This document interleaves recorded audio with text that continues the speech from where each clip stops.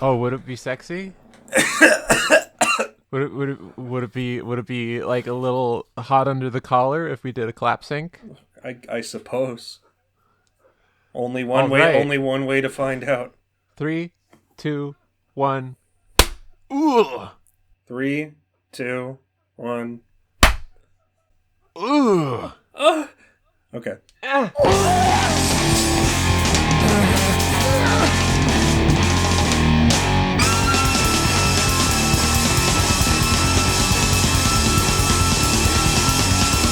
Welcome back to Boatknife. Boatknife is a biannual arts and culture podcast. I'm Patrick Totally. I'm a dog. That's true. I'm just a little Um, guy. I'm just a little guy. I'm just a little guy. What the Hey. Hey. Hey, This are you morning, being mean to Hey, I'm just a little guy. Hey. this morning, my mom was like getting frozen turkey burgers out from the little plastic Tupperware that she had it in, and she like slapped it on the counter really loudly, and I got it like ruined my morning. I was so You're a fucking dog. yeah. You hear firecrackers outside and you scream. Yeah, it freaks me out. Some of you might have recently seen Avery's good YouTube video. Was it Art Furries and God? Is it that order? Art furries god. Art Furries God? I took out the and. Nice. Good. Um, I'd recommend you go watch that. It's a good it's definitely one of her best videos. I've watched it multiple times throughout the editing phase and multiple times since it's been uploaded. Um, a lot of the stuff that you say in that video is stuff that's been floating around for a minute. Like you've been telling me about your takes with the mollusk for uh better part of a decade at this point. Yeah. It's cool to see those finally get crystallized into something. Um in that video I talk about everything everywhere all at once. And most notably I talk about the universe where Evelyn reconvenes with her alternate husband who never married her, and I describe it as being caked in film grain and judicious undercrank. Yeah. Um, and I was later informed by my best friend, my best buddy, capybara friend, that that's not it's not the film grain and undercrank universe. That is the Wong Kar-wai universe. Yes. We will not be doing an episode on Everything Everywhere All at Once, um, because yeah, it's something that all of the stuff that is in that movie that is good are things that should be talked about with large groups of people and are also extremely obvious. And we've also kind of both had our Yeah, chances to say things it's about it. super. It's super transparent. But also it feels like it gave me homework, and I got to do all the homework I first, need to like watch before. Crouching Tiger, Hidden Dragon now. I really And me do. too. Hmm. And I just got done with the first bit of my homework. Yeah, I Uh, this one was a proper homework assignment. It wasn't even like because I had wanted her to watch Wong Kar Wai's Happy Together for a minute now because it kind of fits in line thematically with the rest of the topics we're covering on this pod. You know, gay sad movies, gay sad movies. movies that are about moving closer and further apart. Um, Also, I do want to say up front, I am 100% aware that of all of Wong Kar-wai's movies, In the Mood for Love is probably the one that was most directly being referenced in Everything Everywhere All at Once. But I like Happy Together and Fallen Angels more, so I made sure that she watched those. Sorry. Okay, those are still the only ones that I've seen. Mm-hmm. And I can see it. It is grainy and gritty, and there is also undercrank. Mm-hmm. Uh, I'd love the low frame rate shit. We'll get into it. I the shit every time Happy Together did the thing where it like freezes for a bit, but like it's still like boiling and moving a little, like the grain. That shit, that's so lit. When he's talking to his coworker and they're like leaving for the last time and they give each other a handshake and it like freeze frames on their handshake as soon as it hits for a second. It's like Oh, it's so spicy. Okay, get That's into the one. it. That's Yeah. the one thing. That's the one thing I remember from it. So good. But I wanted to make sure that Avery watched two of Wong Kar-wai's films for homework at least, because one thing that is very significant about Wong Kar-wai's films is that he kind of just makes the same movie over and over again, in not a derogatory way. It's honestly one of the things that I love the most about him. All of his films have this fixation on cities and urban spaces. All of them have this like there's never a scene in any of the films I've seen from him at all that are set in like a rural area, or even like an area that does not have some kind of man-made structure in it. Even the waterfall in this film prominently features these guardrails. It's a very clinical depiction of a waterfall. Yes, extremely. Besides the one long shot of it from overhead, which is fucking stunning. Yeah, It's they open the movie with that almost. Like it's very near the beginning. They just like show a minute long shot of uh of this waterfall, and at the moment, like I don't think I even really know what it is. mm-hmm.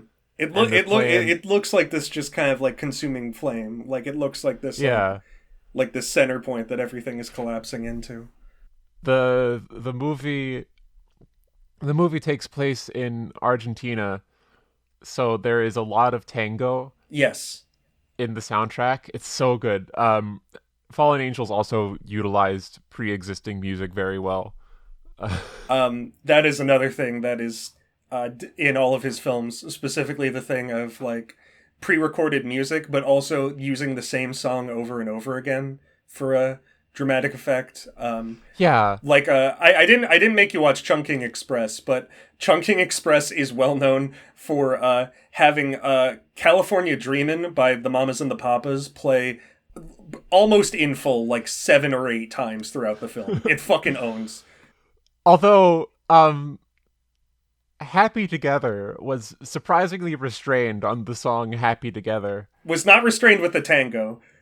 Yeah, it actually, like, I recognized the piece because it's one of the ones that Maggie made me listen to. Ooh. Um, Was she giving you tango homework? yeah, I'm gonna, like, scroll back in our chat history until I find it. Mm-hmm. I guess I should give like brief plot synopsis for Happy Together, since that's the main one we're talking about. Yeah. It is set in like a late 90s Argentina. It is about two gay men from Hong Kong who who fall in love and go on a ill-advised road trip to Argentina to track down a waterfall that they found in like a little like gift shop nightlight that they both grew emotionally attached to. And the film follows their relationship as they grow apart and break up and reunite, and find solace in each other in this place that is as far away from their home as they could reasonably go. It is Hong Kong upside down, as the movie says. The piece is Astor Piazzolla, the rough dancer in the Cyclical Night. Nice. I'll send you a link. Hell We're yeah. sending each other Discord links in the middle of this podcast. Dick sword. It's very cool. Oh, these guys look swag.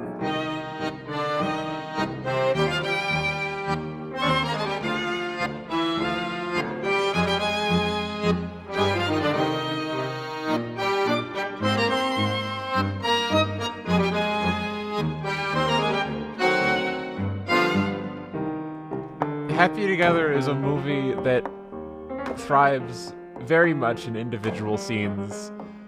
So if you're like me and you find yourself very lost by the overarching plot, especially after they introduce a third guy like without warning, Yeah. who actually like is emotionally pretty important to the story. Like they introduce him and he has like his own internal monologue immediately. The main push and pull with this is Faye is this kind of like not really he's kind of like this easily manipulated uptight twinkish type, and Ho is this emotionally manipulative, but also emotionally codependent, shitty kind of mobster boyfriend who is the main person that is roping him along through this series of breakups and this long trip around the world. Um, Yeah, he keeps showing up to his house having just had the shit beaten out of him. Yeah, the main inciting incident with this is they break up and they neither of them have enough money to get back to Hong Kong, so they both get separate apartments. Hose is a lot nicer than Faye's. They show up at each other's apartments and have little faggy arguments with each other for a while.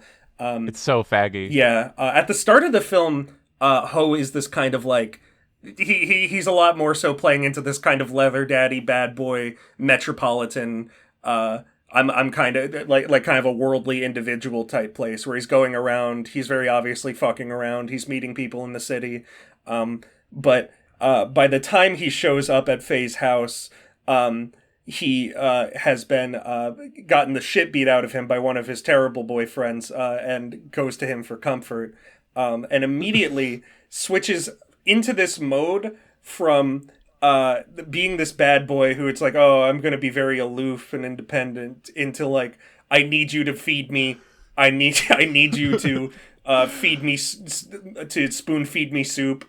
I need you to care. I need you to wash my back to get the flea bites off of it. No one love me. No one so care hot. me. It's so fucking funny.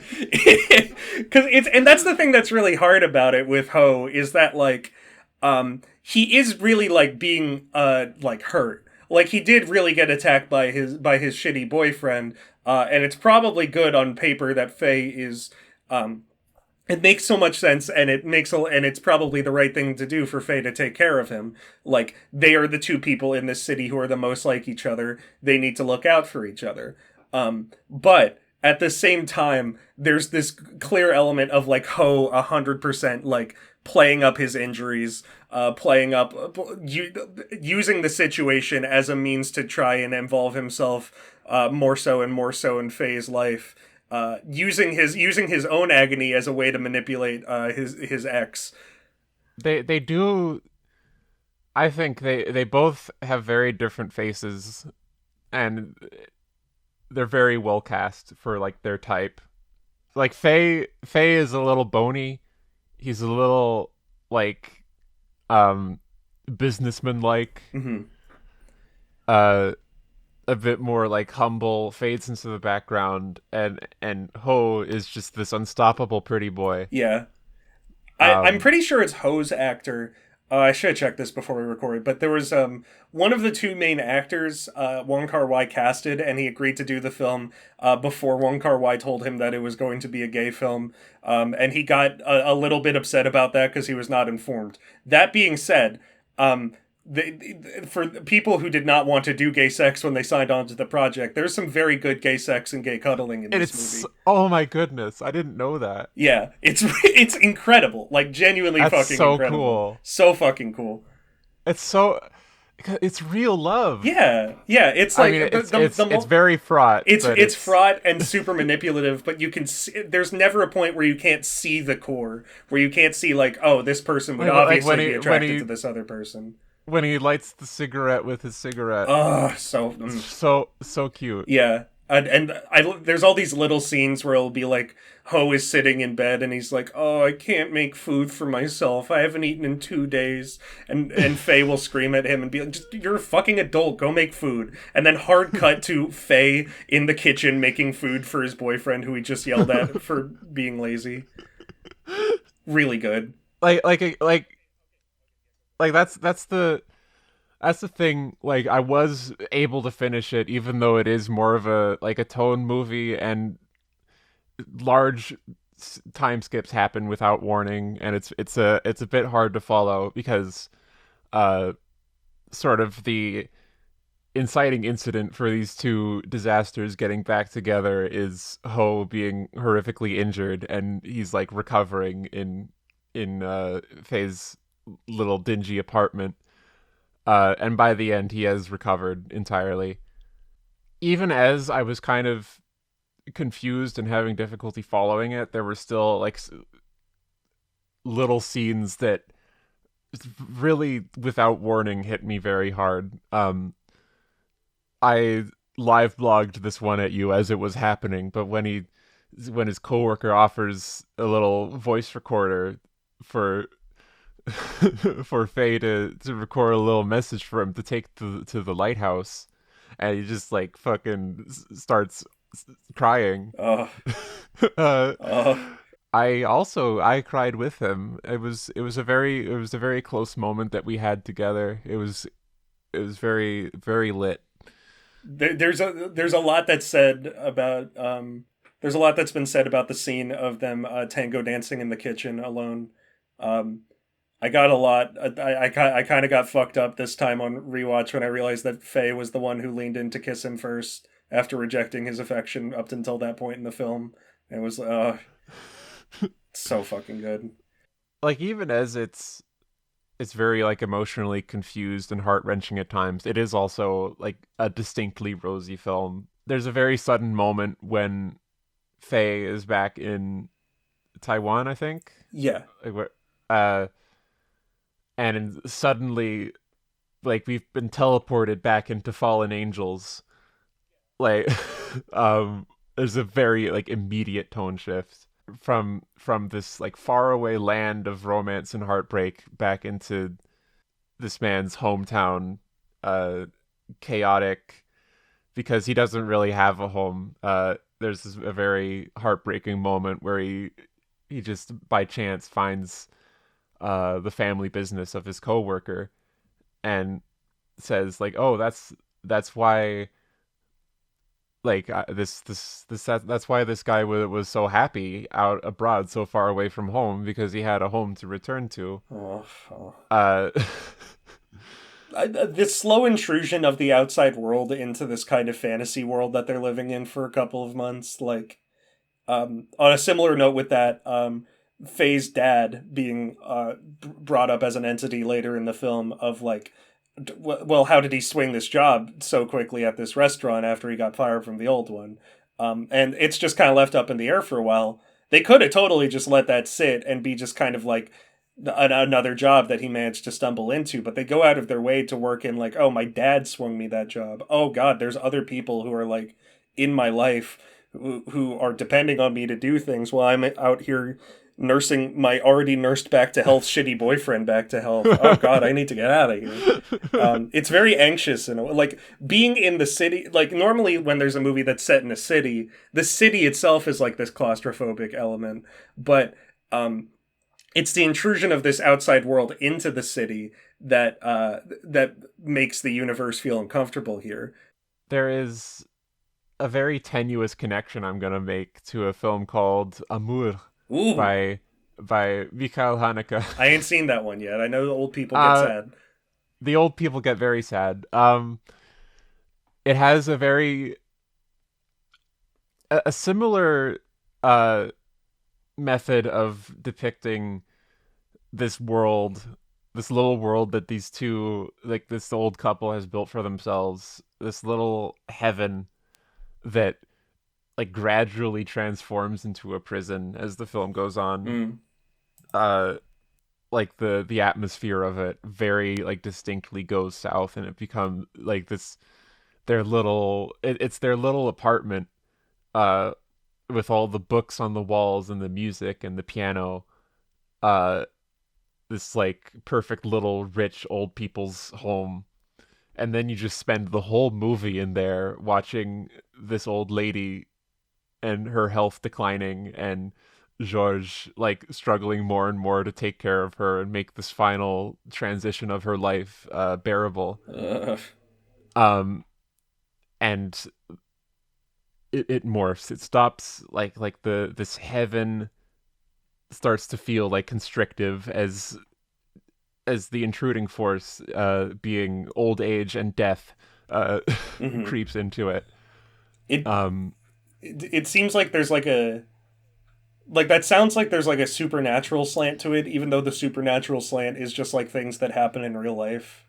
yeah, That sounds uh, interesting.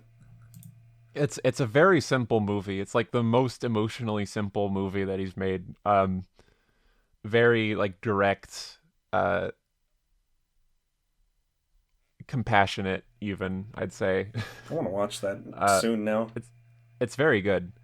I Um, already know about the. I know very little about that film besides the things that besides like the general knowledge things that you just said, most of which I knew before, and also that motherfucker, your movie sucks, fucking spoiled the really cool crowd shot for me. So I didn't get to. I don't get to know about the crowd shot on my own. I don't get to see it on my I own. mean, Fuck you, Adam. it's in the first minute of the But movie. I wanted to see it. I wanted to be surprised. I was when there's like the really cool like the swimming scene in Cache or the scene on the steps in Cache where I was all the people walking by. That was like Yeah. really thrilling to me. And it made me like scream and yell and clap and I pogged at my computer. But I wanted to fuck you, Adam. You ruined it. The best compliment I've ever gotten is when someone told me is that like I had already heard about Hanukkah from YMS, but you made me actually want to watch Hanukkah's Oh Jesus. movies. uh, Adam follows me on Twitter, so I'm sorry, Adam, but that was the best comment I'd ever gotten. I'm gonna refrain from commenting from here on. Okay, but this movie has a Happy Together has a similar sort of like fantasy world of like, oh, my abuser is coming back to me and depends on me now. Oh, I could be his uh, mommy. Oh. yeah, it's a bit like that. Like that world slowly is pieced apart by the outside world, and like the heaven turns into a prison. The kind of melancholy that comes from that of the reason that this is an exciting experience for you is because it is unsustainable and fleeting, and it can't last for too long. And knowing that it can't last for too long, and going along with it for the time being anyway, it's it's like very wistful. Yeah. It's very larger than life, even as the filmmaking is very slow and understated. Yeah, we've been talking a lot about narrative. A lot the fucking do you even say like the directing in this film is fucking insane. Just insane direction all over. Incredible. It's so alive. It's so alive. I am such a slut for blue and yellow color schemes. I ate this shit up so hard when I first watched it. I couldn't really believe what I was seeing. Um, like just it's this kind of filmmaking that feels pragmatic in one way because when a scene suddenly becomes black and white, it never feels like, oh, this was like a big decision that was mulled over for a long time. It was like, oh, okay, they probably had black and white film stock and thought it would look cool here, and it does, and it works, and it's fucking owns. It's like It's it. yeah, but there's no yeah. like aesthetic like correlation as to like when he decides to break out the black and white film. Yeah, it's something. It's something that it's feels, always of the moment. It's sporadic and improvisational while still being like really intensely calculated and plotted out.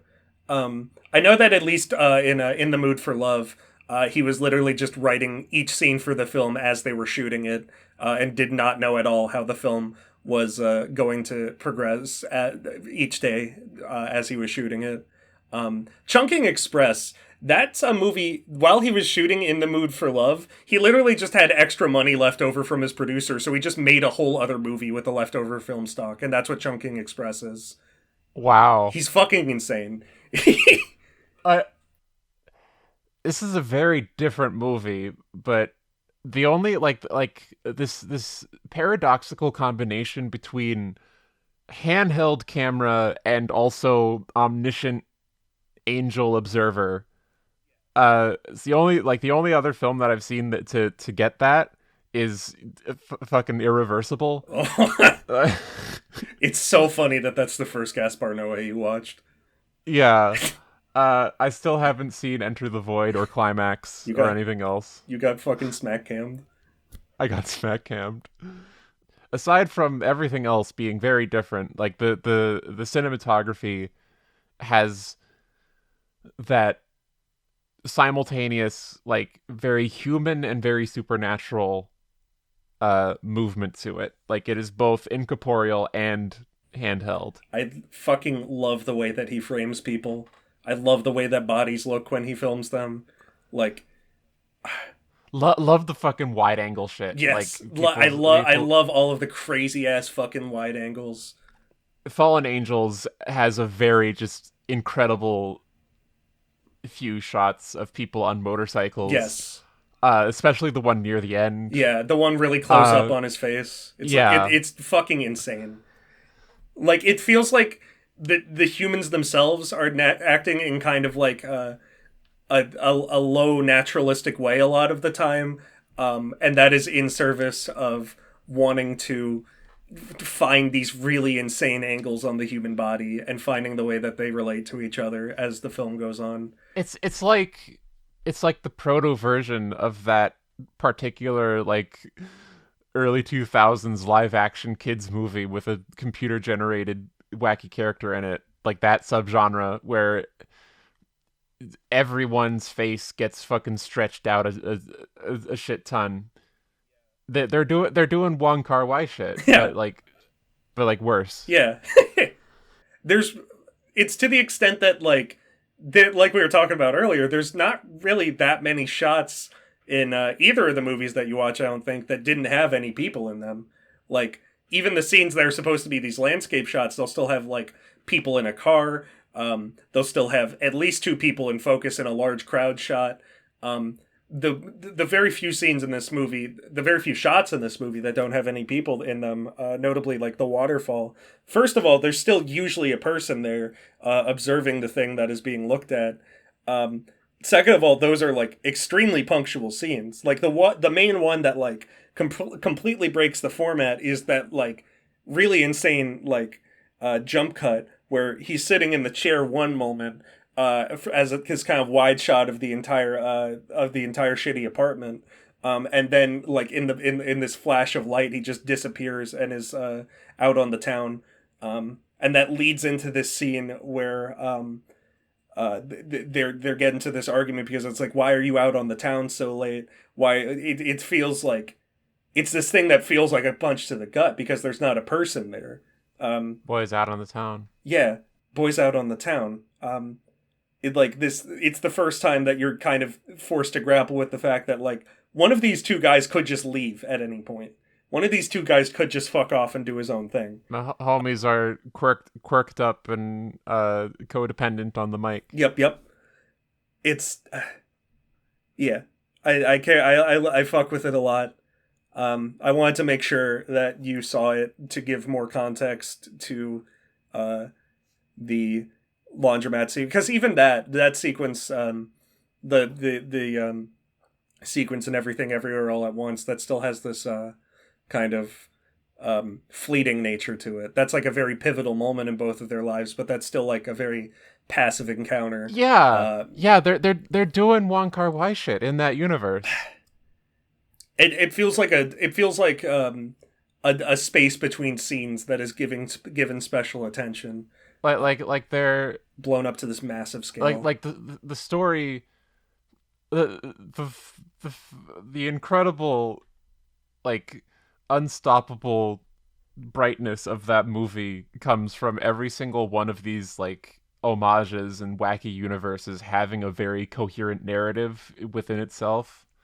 And the like in the Wong Kar-wai universe, we are seeing this like these aging star-crossed lovers who were separated and have been away for so long. It says a lot about Wong Kar-wai as a filmmaker that the scene in that movie that plays out as an entire narrative and Everything Everywhere All at Once, that plays out as like a micro narrative within Everything Everywhere All at Once, is just one scene from a Wong Kar-wai film. And also like these characters would be like they would be the secondary characters. That's like this like the other story that's just happening. Yeah. And then at the end, like maybe Evelyn and some unnamed person from the A plot like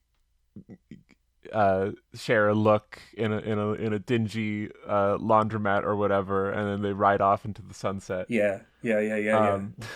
I love it dearly. Yeah, thank you for giving both of those a watch. Yeah. Glad you got a kick out of those. Glad you felt the allure of the waterfalls consuming flame. Yeah. Yeah, it's like it's so it's such a pit. Hmm. Something that it's the waterfall as something that you can look at, but will destroy and consume you if you get too close to it.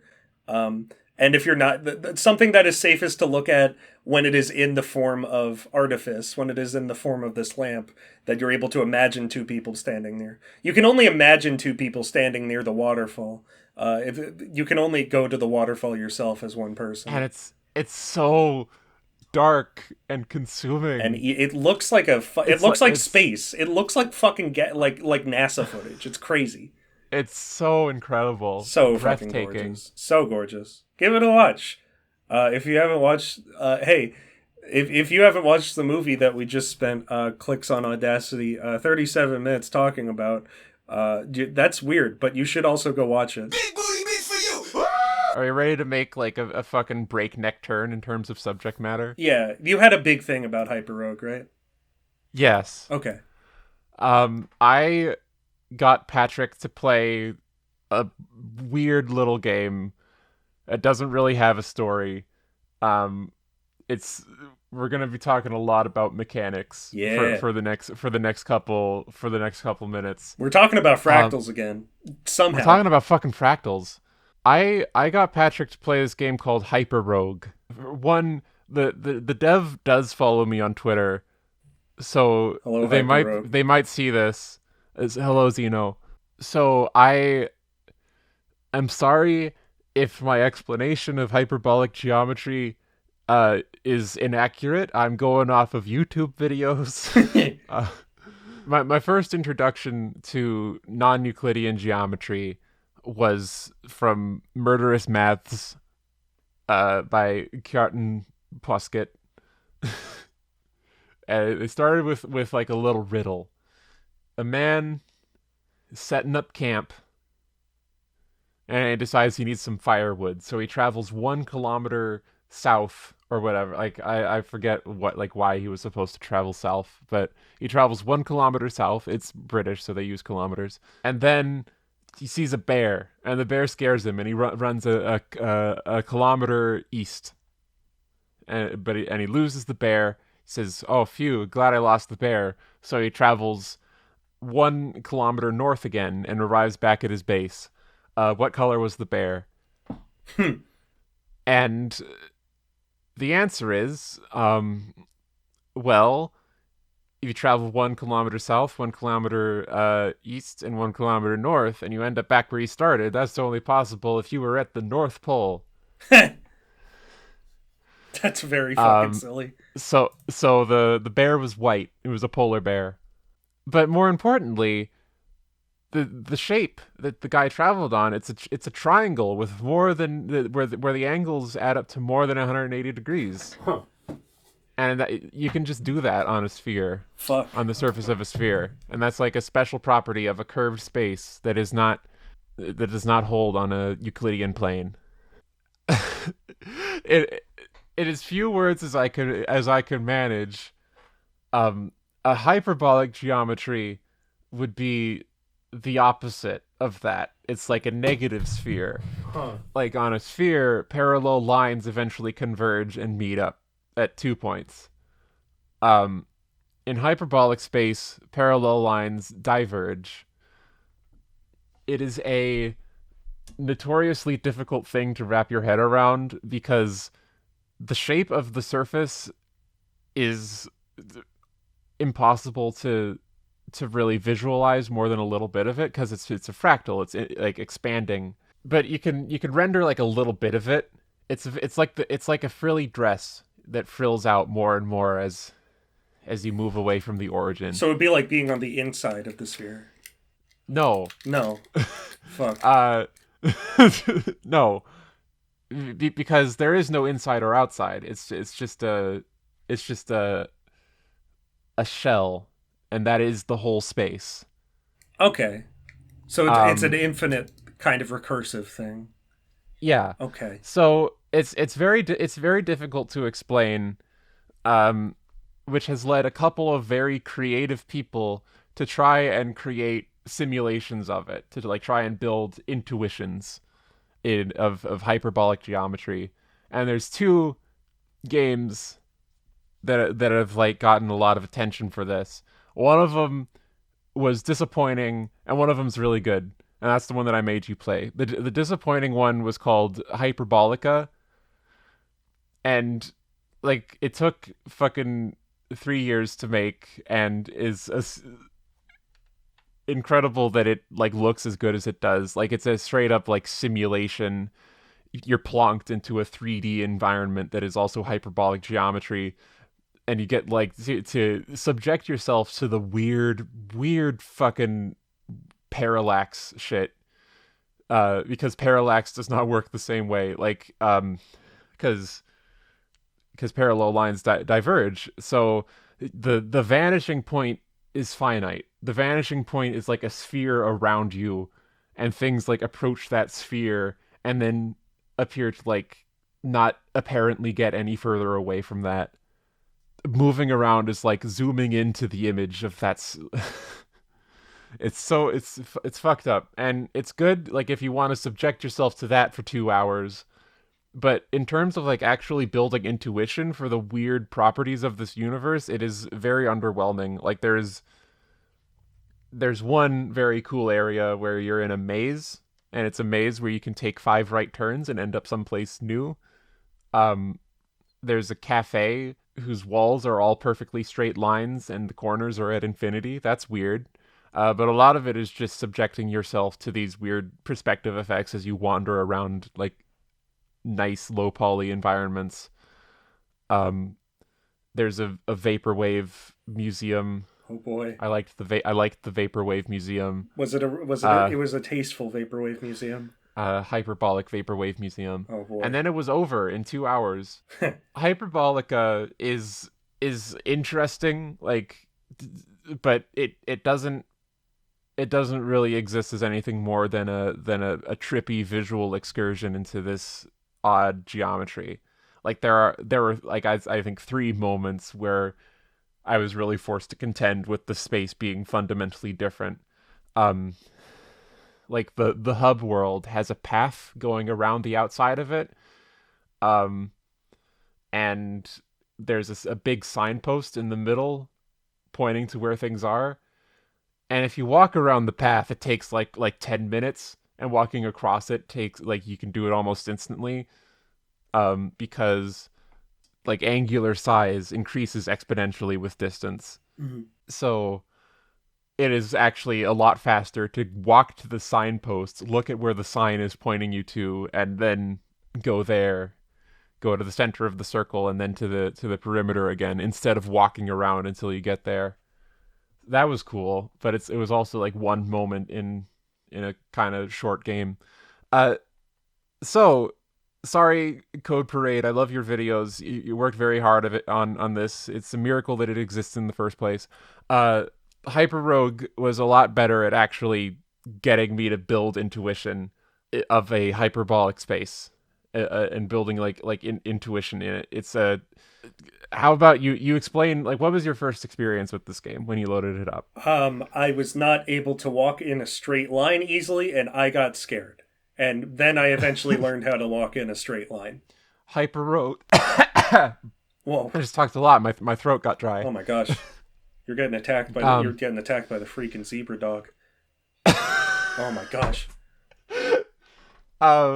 Hyperrogue is a roguelike, and it's like really a roguelike. It's like Rogue, the actual game of Rogue, where it's turn based and there's tiles. For full disclosure for me, because Avery's going to be talking more. I played about 10 hours of this game. This is the first like roguelike I've played properly. Besides like does Spelunky 2 count? Yeah. Okay. Besides Spelunky 2, this is the first one I've invested a lot of time into. I get. Does Tetris count as a roguelike? What? Okay, never mind. What? I mean, it's different each time. It okay when you're playing Tetris at a high enough level, it becomes a game about zoning. But yeah, I have no background in watching YouTube videos about cool shapes. I hopped off the Vsauce train. I was on the Vsauce train, but I have not been on the Vsauce like I was I edutainment. was on I was on the Vsauce train back when he was like a listicle guy. That's the cut that was the genre of Vsauce that I was really into. And when he started getting more so into the science stuff, I was like, this is also cool. But I do want to watch guys like drop stuff off of a large dam and drop them onto like a trampoline and see how high it bounces. So Avery has much more of a background in these things than I do. I did enjoy the game greatly for what it's worth. Yeah, it is like a surprisingly user-friendly game. Yeah, for being so programmerly in a lot of for ways. for being like such a strange experiment, it is like actually a very usable title. It's actually like I think more approachable than a lot of roguelikes because like the rules are very simple. It's just chess rules. You attack and they attack too. Uh and you lose when you get checkmated, and that's the only lose condition. It does mean like it is very simple and approachable. It does mean that there are some particularly frustrating instant death scenarios that will like get you. Like there's a couple like easy modes available in the game. I think like the best easy mode to offer would be an undo button. Yeah, but I like not having an undo button is the thing Okay. because okay for people who haven't played Hyperrogue, the main gameplay loop is like there will be X amount of a weird fractal structure surrounding you.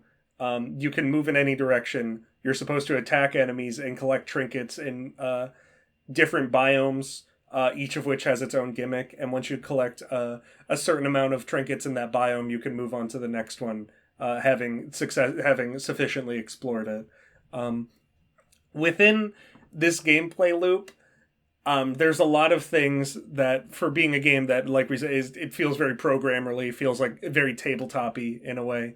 There's a lot of things that are uh, very nice kind of quality of life things. Like they just straight up won't let you move to a space where you will be killed next turn, and the only lose state is if you get like properly checkmated. Like you can't accidentally check and fuck yourself. And the game is very open to you about what each individual tile does.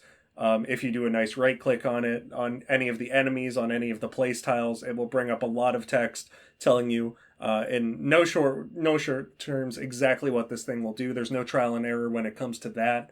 The one thing that it is super oppressive and hard on is if you do get yourself into a space where you get checkmated, there is absolutely nothing you can do. You cannot undo one space.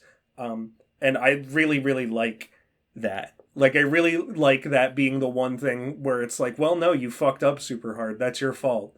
I like having the game feel on your side up until that point. I like having that be the one thing that you have to be cautious of at all Yeah. times. That's like a great Yeah, source that's of anxiety. that makes sense. Because if you took that away, if you added an undo button, I would have played this game a lot more carelessly than I ended up playing it. I was strategizing like as hard as my little pea brain could. The other like big, very apparent thing about this game is that it takes place in hyperbolic geometry, and of course, like I had just played Hyperbolica, and I was I was expecting like as it was in that game to not really have to think about it because in that game it amounts to a neat camera trick. You have to think about it so much in Hyperrogue. Yeah.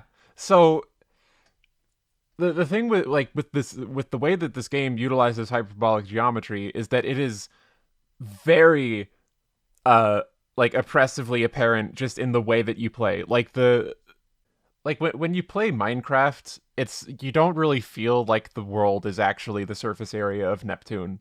It doesn't it feels like you're just witnessing a little box that keeps on moving. It doesn't even necessarily feel Um, like cubes most of the time. Like it feels like you're just kind of traversing terrain. Hyperrogue, I must emphasize, is very obviously more infinite than infinite. Like, you can only see 7 tiles away from you, which it took me a while to realize because it looks like you can see much further. Because again, like the angular size increases with distance, so by the time you get to the tiles that are 7 tiles away from you, there's like hundreds. Having not played Grand Theft Auto 5, this game's map feels much, much larger than Grand Theft Auto 5.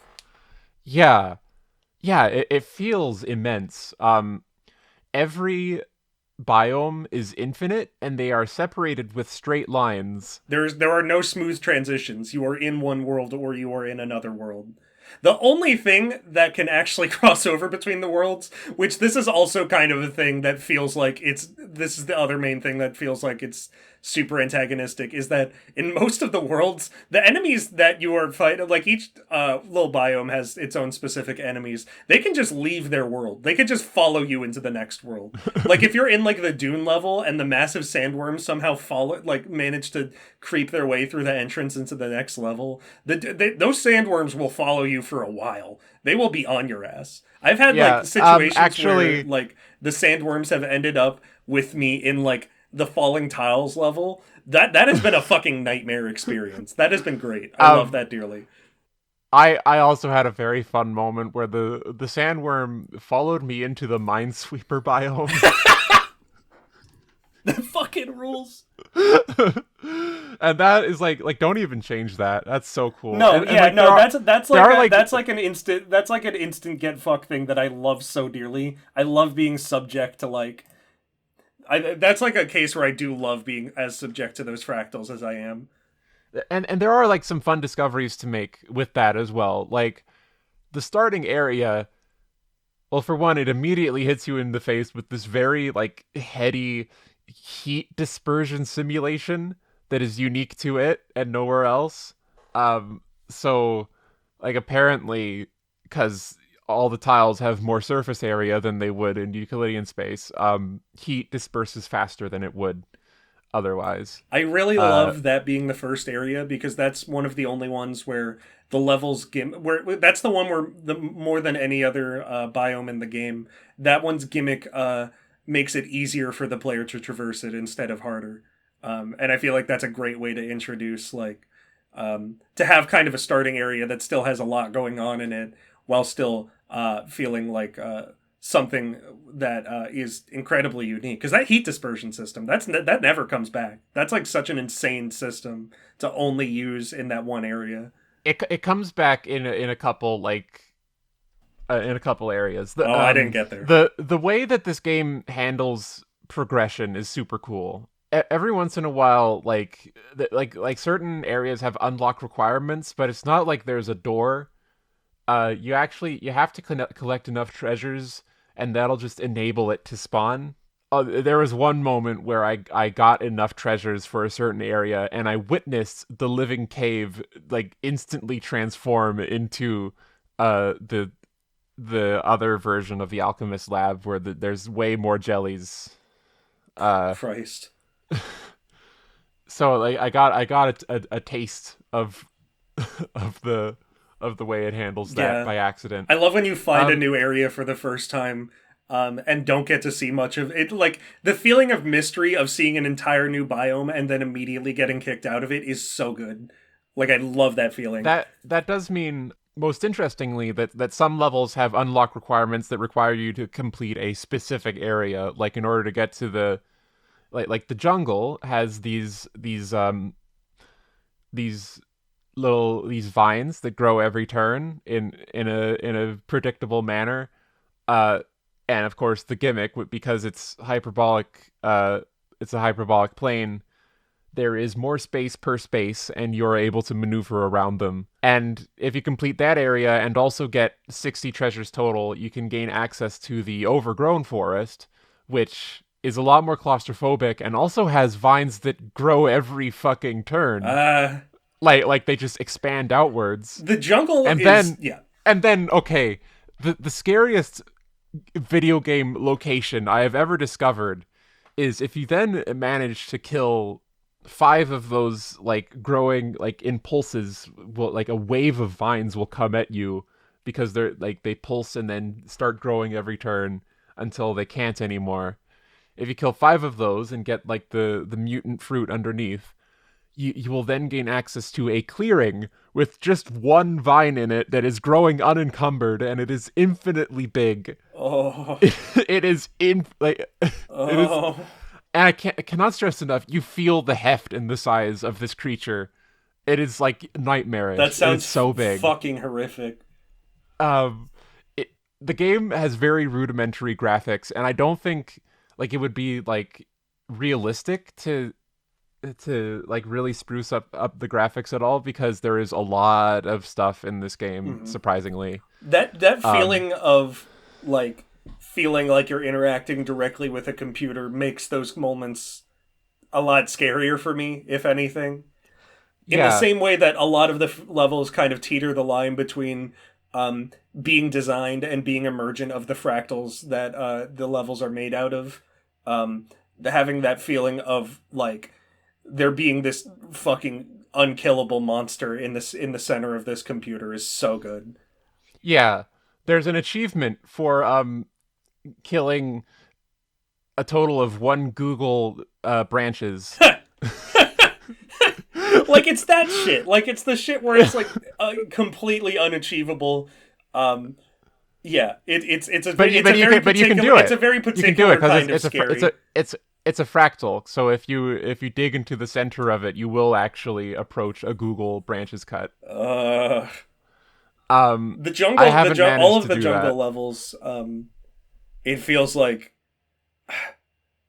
it's those ones especially are so scary because you don't really realize what the difficulty is at first and how difficult they are.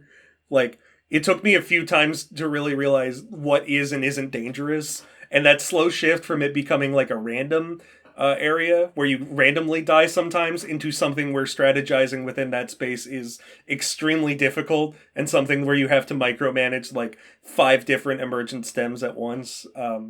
That was a really fun, unique kind of finding out that there is logic in there and that it is just kind of larger than you a lot of the time. Yeah, it's this very strikingly immersive game for what it is. I am also I just kept on being like surprised by how apparent the hyperbolic geometry is, like always. Like one moment that is just so brilliant for how simple it is the land of everlasting motion, or eternal motion. Sorry, I dead named the. You walk onto this like yellow surface and you see the tiles behind you falling down, and I am a personally, I don't know about you, but I live in a Euclidean geometry.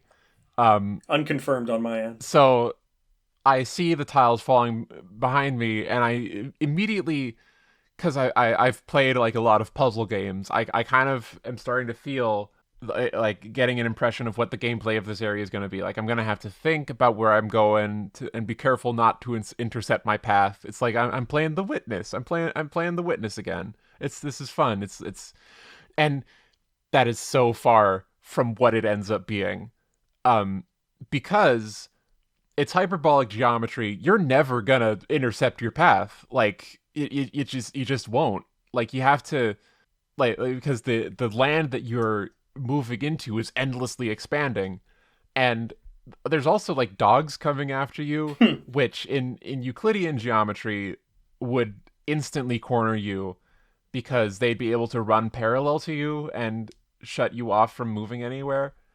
In hyperbolic space, they can't keep up, because in order to because you're leaving a trench behind you, for them to run alongside the trench, they will actually be traveling on a line slightly longer than the one that you're on.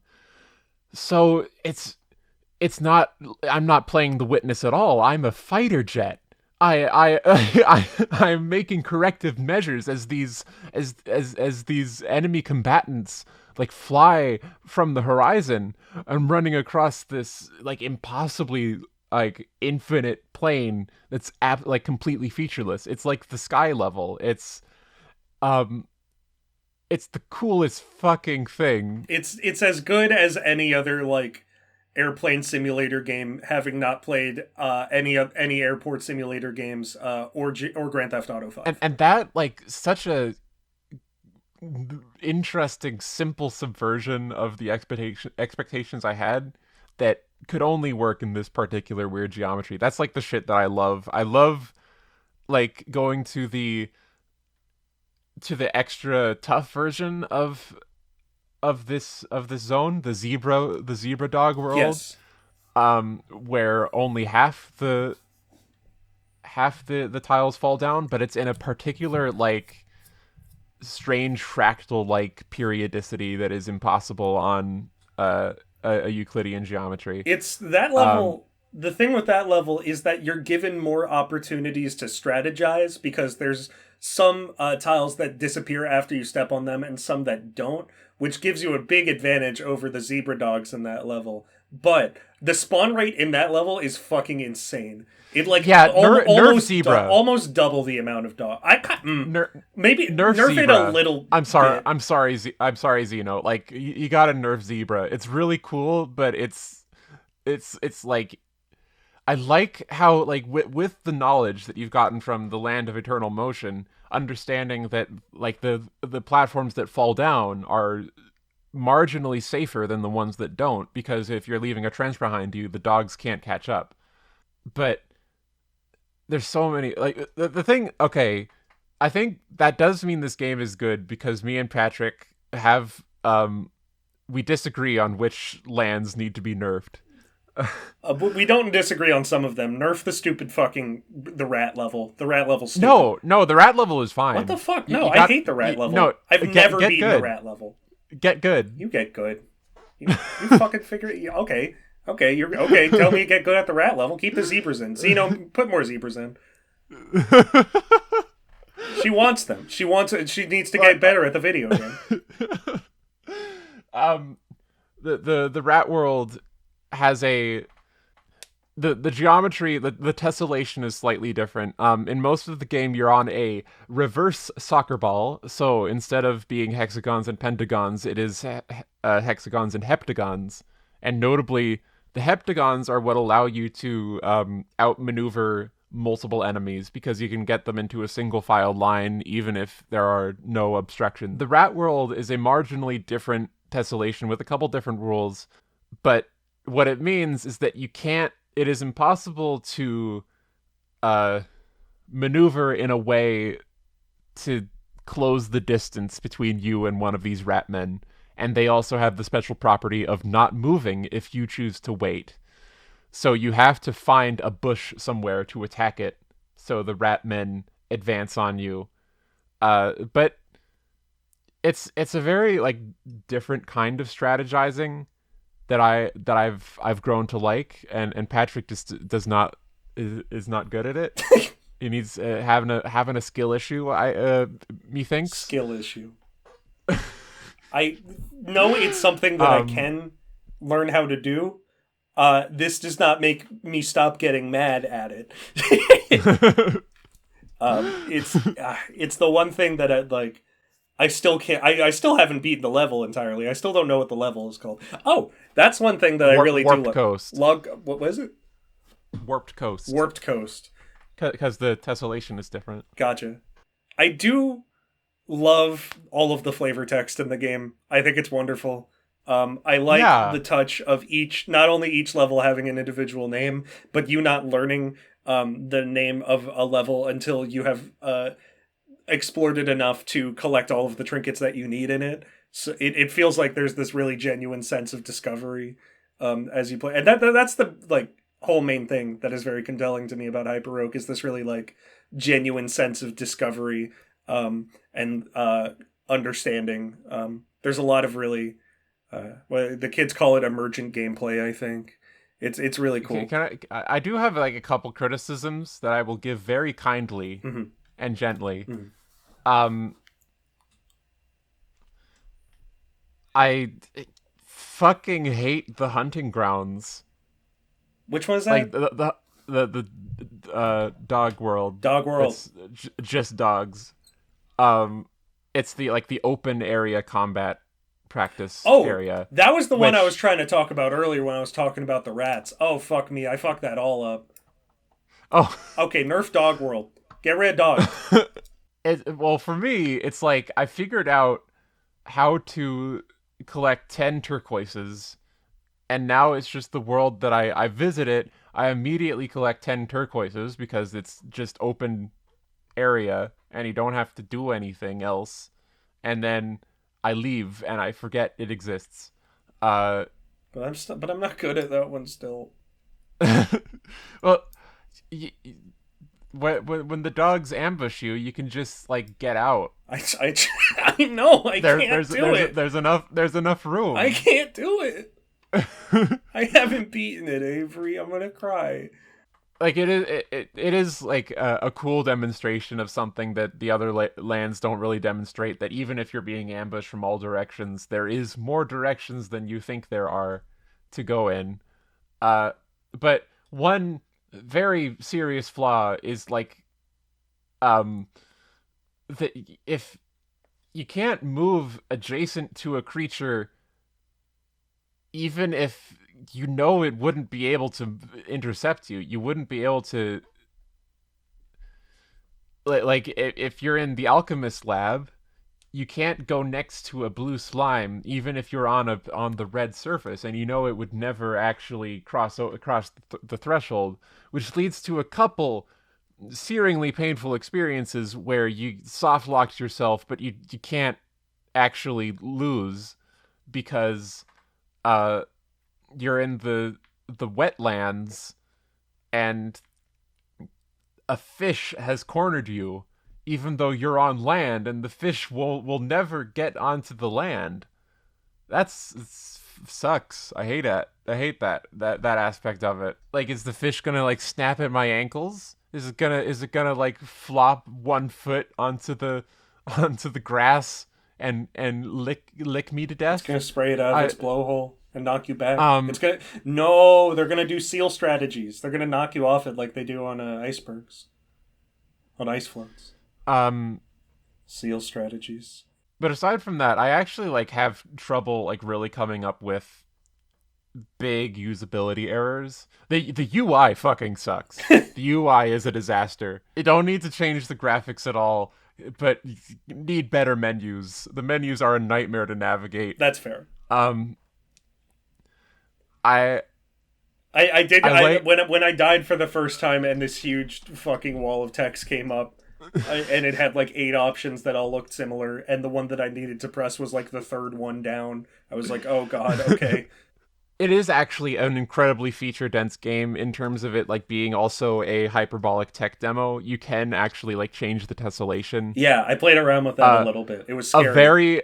A very fun way to lower the difficulty is to increase the curvature a little bit.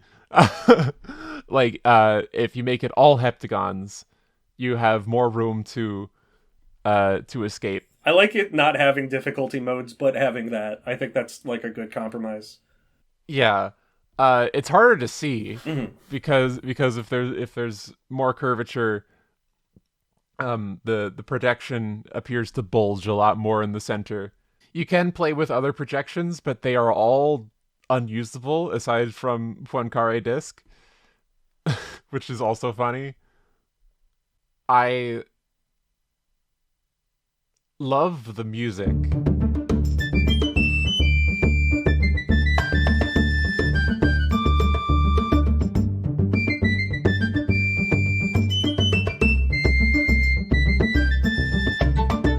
The music is so good, and I wish there was more of it because a lot of the tracks get reused. I want there to be a second pass done with the music so that there's more unique tracks for new locations. I love it feels very cool math games, which makes sense because it's a cool math game. The actual cool math game. Yeah. Like you if you pulled the trick where you're like, "Oh, teacher, it's cool math games. I'm doing math." Yeah. I think here it would actually work. You're building intuition of a strange unintuitive space. Like from this, I now know what equidistance and horocycles are. Like that's cool. It's sick. Like horocycle, it's a curve where that makes a circle that touches infinity. So you never like it's actually infinite perimeter. And the Cthulhu temple, whatever, is built on concentric horocycles. So you just keep on going deeper and deeper, and you never get out.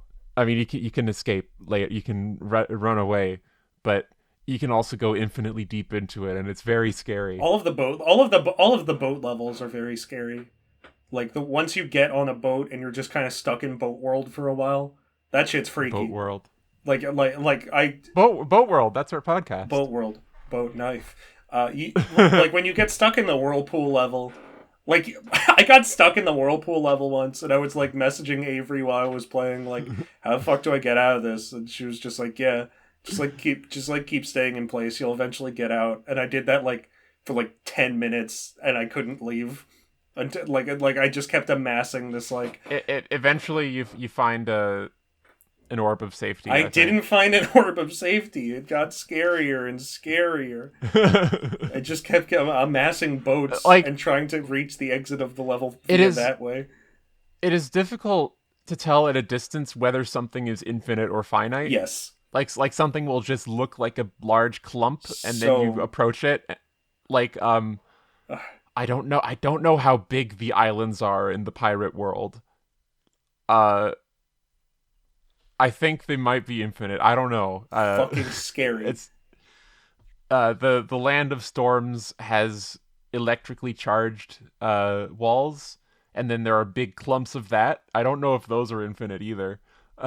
It has a sense of space and infinity that is grander and more terrifying than any game that exists. Probably. It is so obviously more infinite than infinite.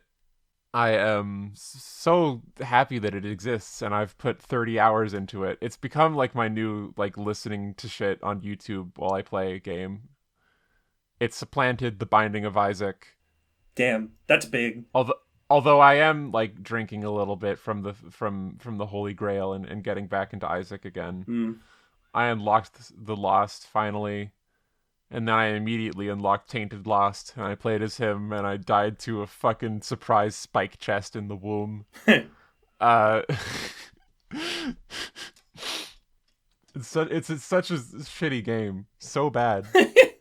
It seems you've told me how bad this game is. It sucks. It's like it started out as like a Legend of Zelda send-up thing, and the entire rest of the game is it like slowly morphing from Legend of Zelda dungeons into bullet hell, and it just cannot make the transition because Isaac is huge. He's so big on the screen. That's true. You can't do Toho shit. So like it just it keeps on falling flat on its face, trying to raise the difficulty and just like adding more bullshit to the screen. And then, like, there's also this element of you getting items, so the game is a fucking slot machine that will occasionally just let you win instantly. But then they decide halfway through, oops, we turned our game into a slot machine, so a lot of the final bosses, they suddenly do not care how much damage you have and will adaptively change their health to and it's like, so what the fuck, okay, then? Okay, like, Edmund, I'm sorry you realized a little too late that your game just lets people win sometimes. We can't go back on that. You can't sometimes have half the game be nothing, like no no adversarial relationship, like, because once you have blasted through it once, it kind of like loses its mystique, and then like go back and then have another like small part of the game be this stupid, like, aggravating bullet hell not bullet hell experience. Play Noita instead. It's way better. Will you continue to play Binding of Isaac after saying all this? Yes. Nice.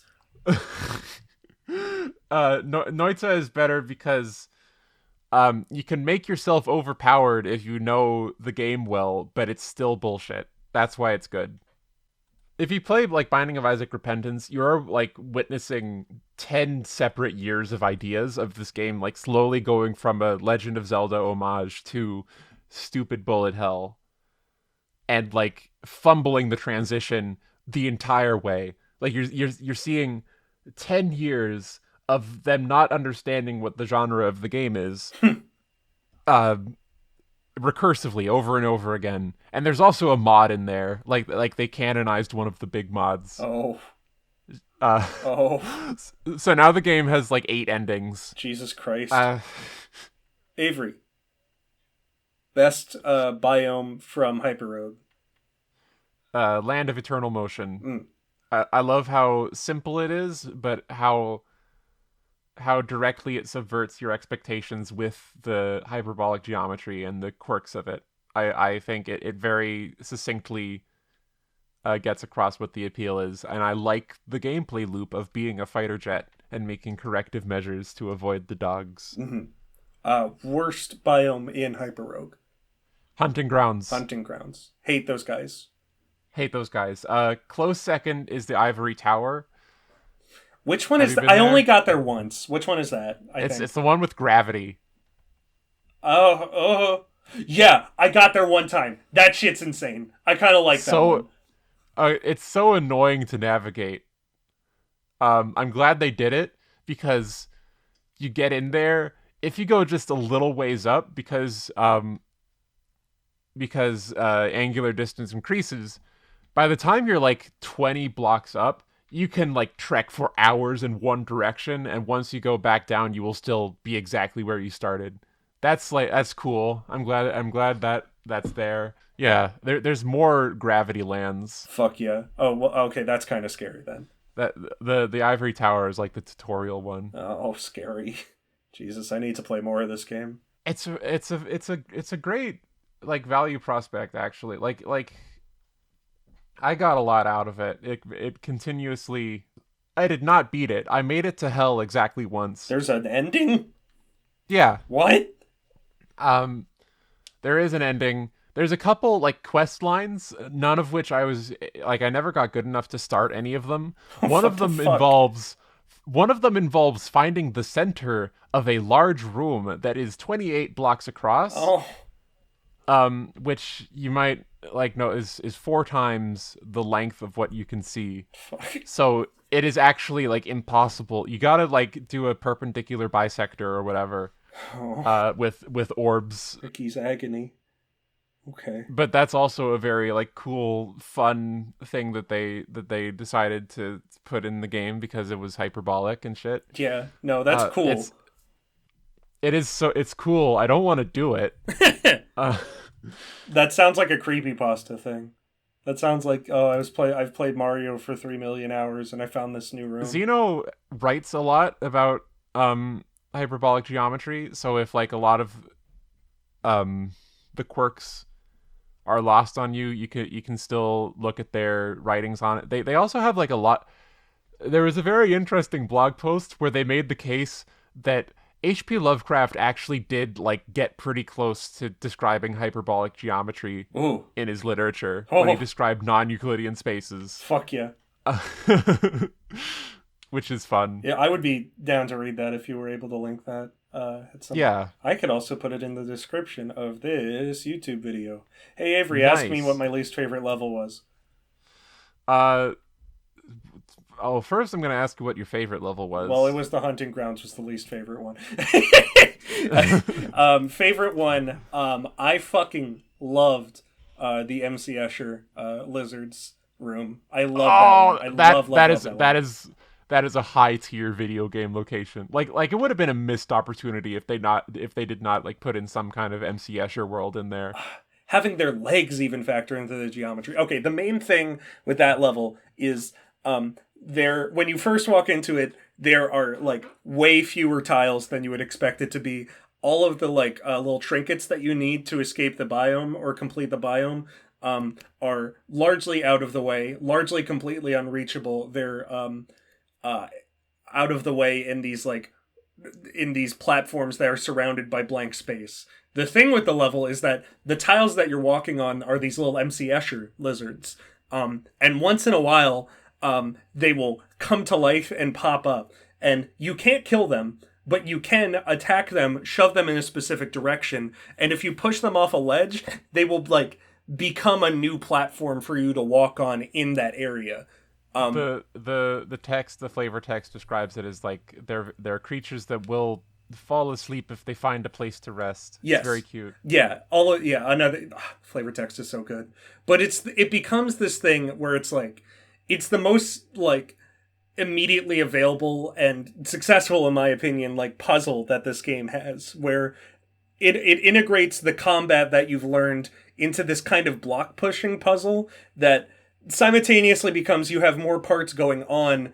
It takes a minute to realize what you're supposed to do, and once you're there, it's this thing where the more trinkets you collect, the more fun it is to actually play the level itself, because you have more blocks to push around, more things to manage. The puzzle design being integrated into the fractals, being integrated into the combat, feels so inspired and so intuitive. It's so sweet. That there's this beautiful, like, little homage to someone who's done art in this space, like this kind of mathematical curved space fractal art. I had like a big book of MC Escher art as a kid that I used to look through a lot, and I went to an exhibition for him at a very, very young age at the Philly Art Museum. I believe it was that one. I have a strong attachment to MC Escher's art. It's a place that even before I played this level in the game, I kind of already wanted to live in there forever. It felt very comfortable. It felt very sweet. It felt super fully realized. It's aesthetically, it's one of the most beautiful levels in the game, if not the most beautiful. It's absolutely gorgeous. I love that level so much. I'm usually actively trying to seek that level out on runs. It's very cute. So cute. It's a cute game. It's a really cute game. It's cute and terrifying. The guy with the funny sword is he's added to the pantheon of, like, strange white dude who you control and push around and make do strange things in games, like old shirtless white man who runs around, who I cherish deeply. There is there's flavor text for the rogue, which is fun. Yeah, you can right click yourself. Does it change as the game goes on? No. Okay. But it's like it describes your player character from the perspective of the world. Like, this fiendish creature comes to steal our treasures and seems very surprised by basic facets of geometry. It's so cute. Really cute. It's such a cute game. Really, really cute. Zeno also has a YouTube channel. That you should link. I'll drop links in chat. Drop it in Discord. They're also doing, like, shit with nil geometry, which I understand even less. It's a space where going clockwise is also going up. So they made a game where you're on a bike and you travel in the directions so that you go in circles and you go down perpetually, and it's like gravity is always pulling you down. Oh crap! I think I'm seeing screenshots of that in these thumbnails. That's, oh my god, Jesus Christ! Incredible mind. Yes. Thank you for doing these things. You made these things feel very intuitive and fun. Yeah. I'm very pleased by the gamey functionality of these mathematical excursions. I am charmed endlessly by it. I love it dearly. I've grown very attached to this world in a very short amount of time. Yeah, okay, that's YouTube video.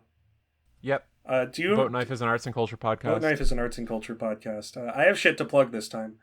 I have a new harsh noise record out on a friend's label. It's called Congdon's Family Restaurant. Oh, I didn't know about They this. did most of the editing. They mixed it extremely fucking loud, which I did not know about. Like earlier mixes they sent over were not this fucking loud. If you like extremely loud, extremely obnoxious, like fast moving harsh noise, give that a listen. I also have spent the month previous before this video. Part of why I was not able to get this out was because I was hard at work uh, assembling the final compilation for my label, Cavern Brew Records, which recently shut down operations for the time being. So if you would like, I spent about a year and a half total sequencing, assembling, reaching out to people about tracks, pinning down a theme, all of these sort of things. So if you would like to listen to rather long compilation that does still it's a rather long compilation. I try to have it be like there'd be narrative arcs within it, there'd be like emotional arcs within it, so that it still feels like you're listening to a full album, or at least that's the effect I hope to get. That just happens to be an extremely long compilation with a bunch of different genres in it. Nice. So definitely give that a listen if you like loud music too. Also, I did multiple set visuals for Funny Rave recently. So if you would like, if you're a fan of like fetish objects and the arrangement of fetish objects into visual objects, I'm still thinking about the Bugman one. the Bugman one is really fucking good. It's so good. It makes me want to cry. It's I like gender euphoria, yeah, but for species. Sam Blythe's set was definitely one of the best ones I've ever seen from that. I DM'd that guy and said this gave me gender euphoria. Yeah, definitely. I mean, I'll just plug the whole playlist. The Funny Rave crew. It's like a URL festival type deal that is run by mostly a bunch of old head white YouTube poop guys, and people who understand that when you sit down at your computer, the experience you have with the URL fest is a lot more similar to watching a very long YouTube video as opposed to a music festival. I worked on visuals for 3 sets and audio for none of them. I did visuals for Captain Catfish's Bargain Bin Antiques Roadshow themed set. I did a visualizer for DJ Speedy Cake, which I am very happy about getting to work with him in any capacity. And I did That's so cool. So fucking cool. Big shout outs DJ Speedy Cake. I also did a kind of larger, very involved set with 3 of my dearest best friends and one of my partners, with Marcy, DJ Marcy Anime, back-to-back jam cam. So yeah, give those, poke around through that playlist. Funny Rave is doing probably the most interesting things in the realm of URL fest art. It's they're doing important shit, and even though they're on hiatus for the time being, it's something that highly recommend looking through their archives. Do you have anything to plug?